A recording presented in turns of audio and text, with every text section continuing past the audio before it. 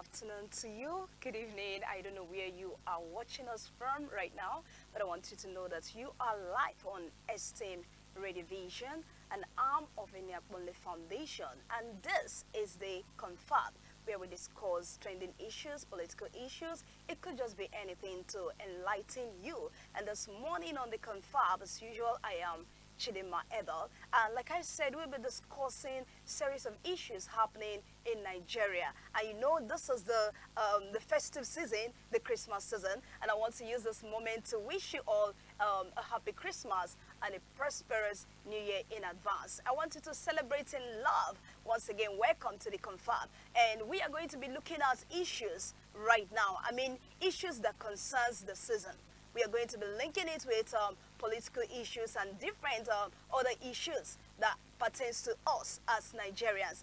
And I'm not going to be doing this alone. I have a public analyst that will be joining me on the show. And we'll be doing this together. Once again, join us on the show. And don't forget to leave a comment. Don't forget to react. And even share. Yes, we want you to share it to as many people as possible. Welcome once again to the Confab. I have with me the person of Pastor Everestus Adibe. He is a professor. I would like to call him that. Yes, he is an academia. He's a teacher and also a pastor. Pastor Everestus, good morning and welcome to the show. Me on this show. Hello, And good morning. I'm happy to be here. Yeah, good morning. Thank you for having me on the show. Can you hear me? Yes, I can hear you. How are you doing this beautiful afternoon? Already it's afternoon. Yeah, it has been a wonderful afternoon by the grace of God. You know, we are, having fun. Remember, the reason for the season is the birth of our Lord and personal Savior Jesus Christ. Exactly. That's what we're celebrating today. Yeah. So how's the season going over there? I mean, Thank you at for your having end? me. Hello? Yeah, it has been it has been a wonderful time. I hope you can hear me. Yes, I can hear you. Hello? I can Uh-huh. hear you, yes. Over here, even though people are having it low kids. All right. All That's right. that. Pastor, I wouldn't want to take much of our time because I know that everyone is in the mood for the season. Yes, everyone wants to celebrate. Everyone wants to do one or two things. Okay, so we want to discuss, we want to look at the various issues happening in Nigeria. We want to look at the cost of living versus cost of celebration. Cost of living versus cost of celebration. So how politics affect Christmas in Nigerian homes. This is one of the trending topics we'll be looking at this morning. We'll also be looking at politics without bitterness. Can Nigerians actually disagree and still coexist?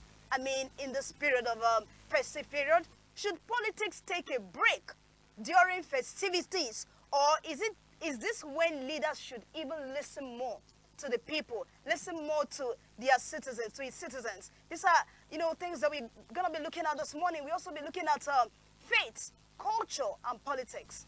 Where should the line be drawn? And this is about the Christmas now. So where should the line be drawn? Faith, culture, politics. Where should we draw the line? Nigeria is a religious nation. So where are we going to draw the line? There's another one. Now we are going to be looking at the future.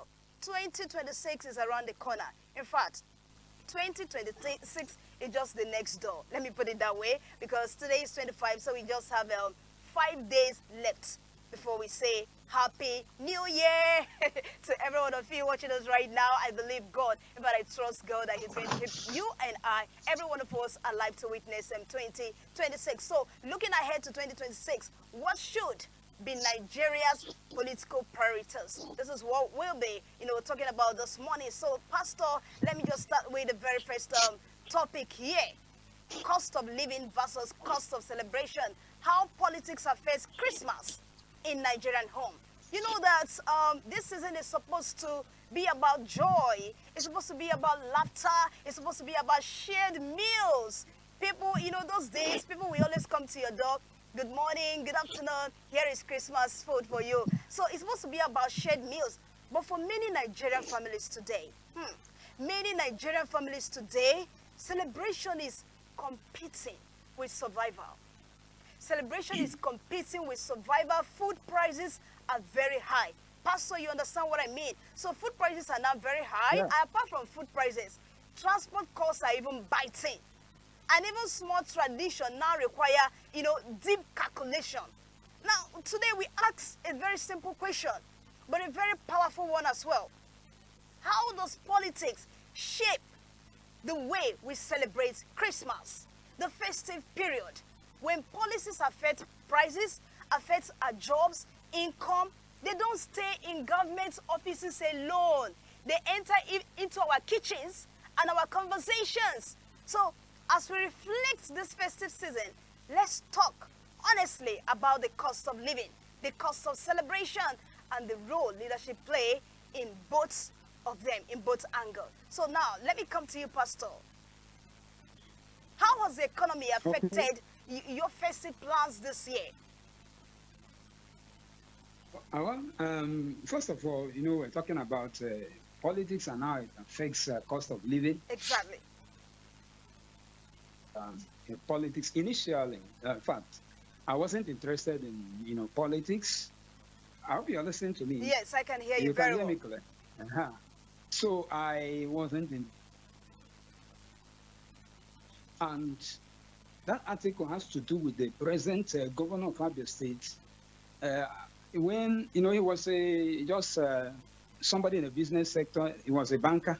Okay. So he said he was sitting with, what's his name? Emmanuel Iwanyamu, late, blessed memory. So Iwanyamu asked him, what do you think about politics? He said he's not interested in politics, that just minding his business,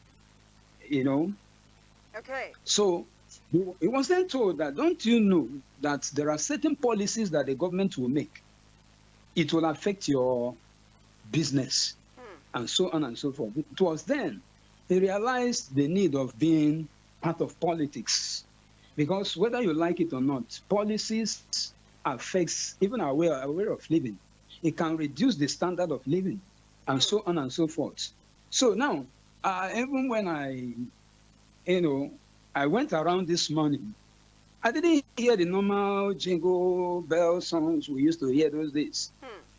And that is to tell you that the environment has become a different thing altogether. People are not happy because when you go to market, you see that cost of things have gone so high. And all these things are affected by government policies. So in the And light so of, on. sorry, Pastor, in the light of that, I mean, what you just said about the rising cost of living, should leaders do more seasonal relief for citizens? Of course, like the person I mentioned, the governor I mentioned, I think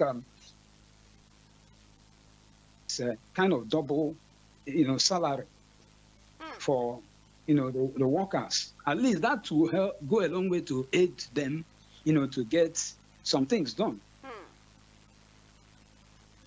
So, people measure their strength by the type of whether goat they will kill or fowl they will kill during this season.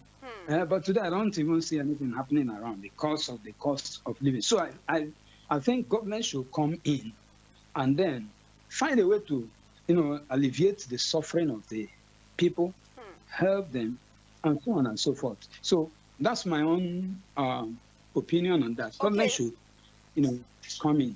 So you want the government to come in. So what would really help families right now? Do you think it is cash support or stable prices? Cash support or stable prices. You want the government to come in. So how do you want them to come in? If they were to come in, you understand? Anyway, there are things that are, not within their control. You understand? Yes. Like stabilizing prices of things. Those who are selling in the markets, they try to sell as they buy, and they want to make their own profit. So government cannot just come in and tell them what to sell. So at this time, because we're already in the event already.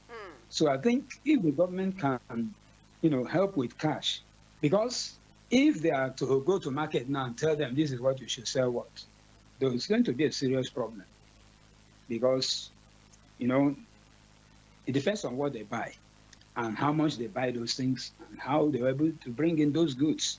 Remember, there are custom duties and a lot of taxing here and there coming from the government that have affected the people. So you can imagine somebody bringing goods from Lagos. They have to go through a lot of processes because there's no port around here. So definitely the price will rise. The price of whatever the person is selling will rise. Okay, Pastor, let's Prices just move. on them. Okay, without wasting much of a time, let's just move to the next one. Should politics take a break during festivities? You know, during the festive season, many offices slow down and public attention shifts to celebration. But hunger doesn't take Yes. a holiday. So insecurity doesn't even pause at the same time. Neither does the daily struggle of ordinary Nigerians. Now, in the light of this, we ask, should governance rest during festivities? Or is this the very time leaders should listen more closely to the people? Leadership is not just about policy, it's about presence. As citizens gather this season, should leaders be closer, quieter, or more accountable? This is what we want to look at. So what's your take on this, Pastor? What's your take? To me, this is time that, politicians should come closer to the grassroots and know what is happening among them. So it's not the time to keep quiet and then because offices are closed and then they go to, sleep. Already, thank God for maybe those of us, maybe in the east or in the southern part of Nigeria. If you go to north, there are a lot of insecurities going on there and threats. So the government at this time is supposed to buckle up and see that lives are protected. And then they can also, go to the motherless baby home and see how to support them and, find a way to help people in one way or the other.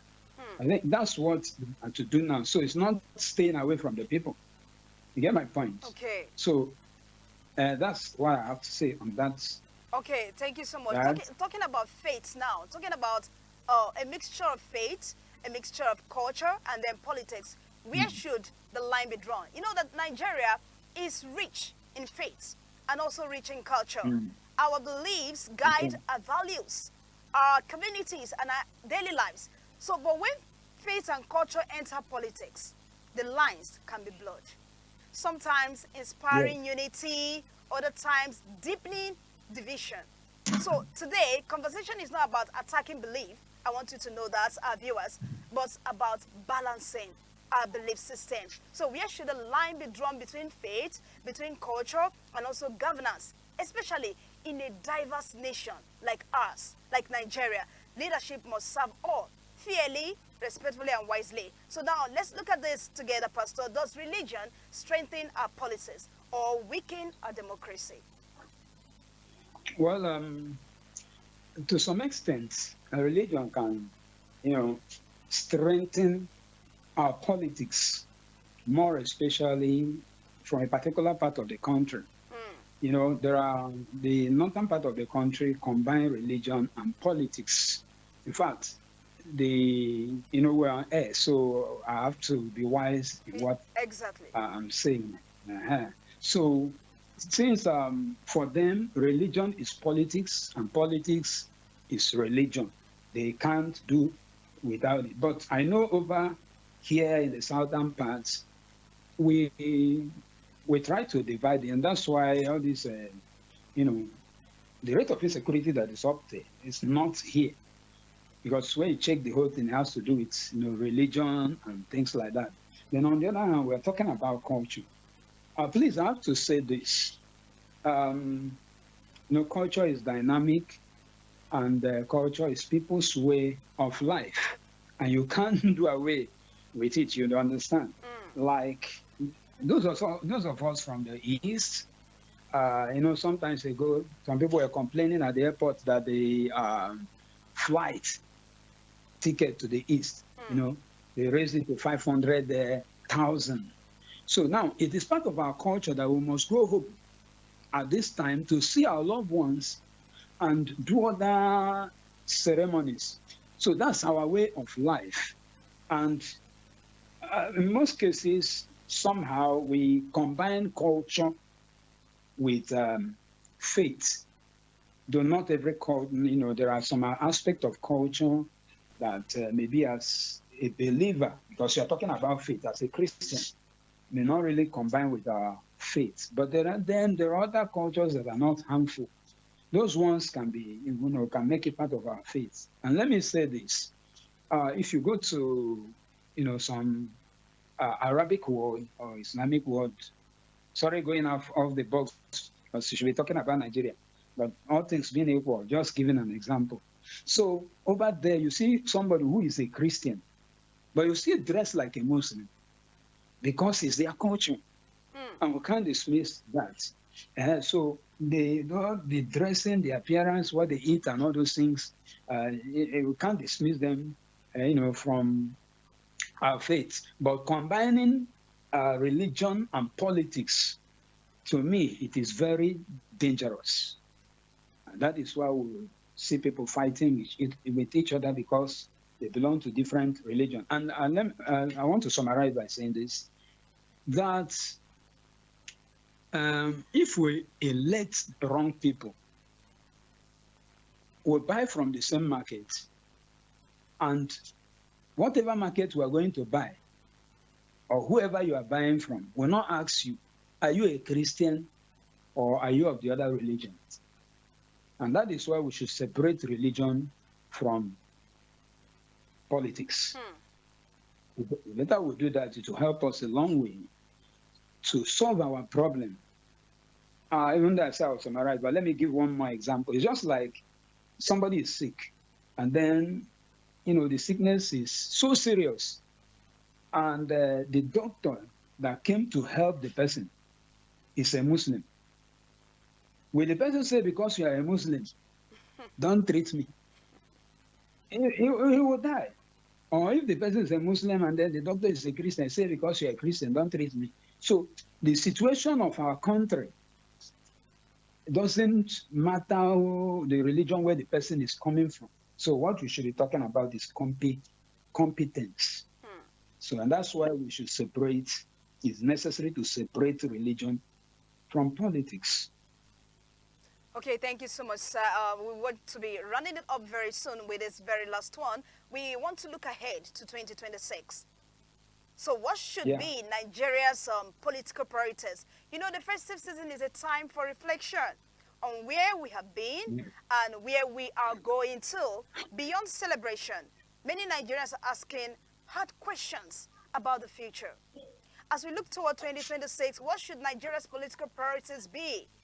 In terms of jobs, security, education, healthcare, trust.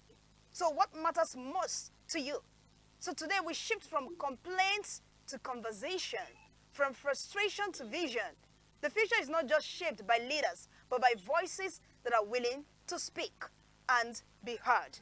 So now, Pastor, if you had the ear of Nigeria's leaders, what should you demand first in 2026? What would have been your demand for 2026? Okay. If I'm to be on a platform where I can talk to them, I'll tell them to do the right thing. Now, as they are giving this, some of them are giving their Christmas speech. It's not just giving speech, but to reflect, to go around and see whether the people are happy or not. That is a very important thing, because you can't be a leader and the people you are leading, they are not happy. They are not fine. In fact, you are not popular among them. It means that you are a failure and you are supposed to resign if you are a leader.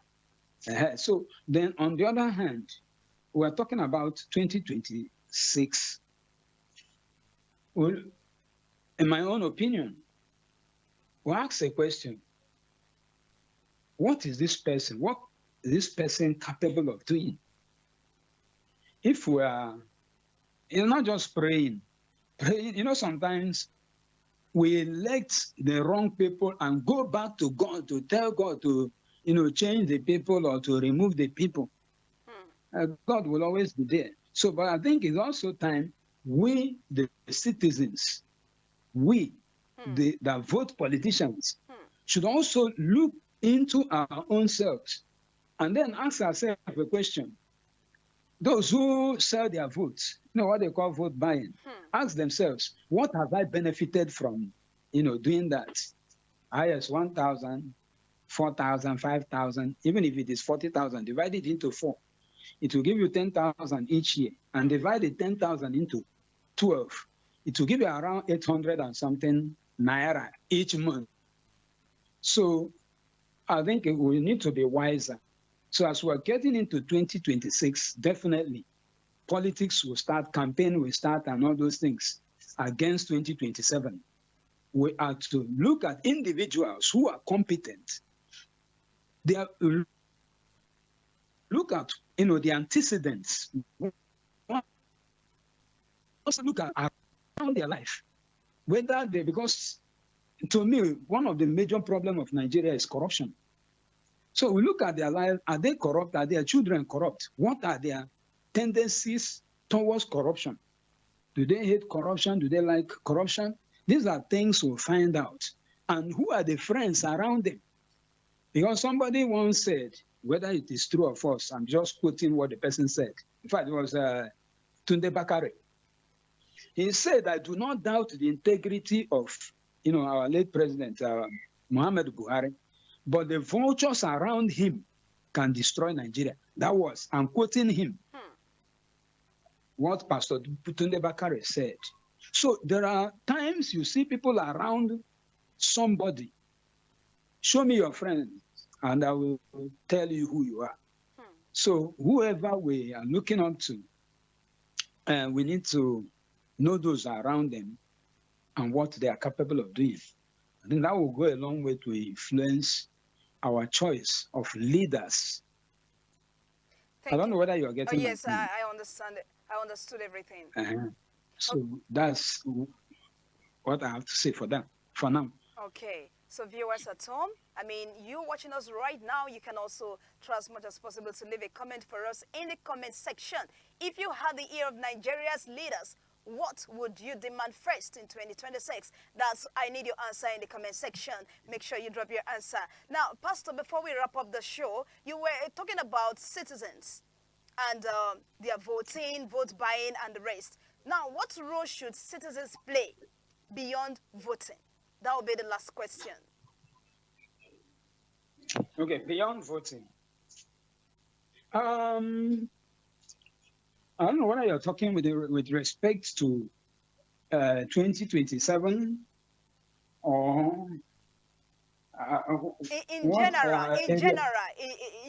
Okay, yes. In general, it's okay. I want to use the word of late what's her name, Professor Dora Akunyele, to summarize whatever I want to say.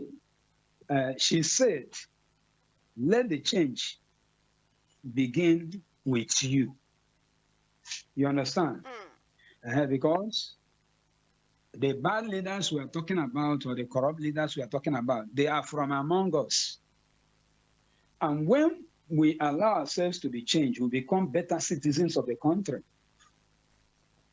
I think from among the better citizens, we can get better leaders tomorrow. So when we make our ways right, when we have the right perspective to these things, knowing that whatever we gather here is vanity. That is what Akwabio said the other day. Now, all the things, money we are looting, they are vanity.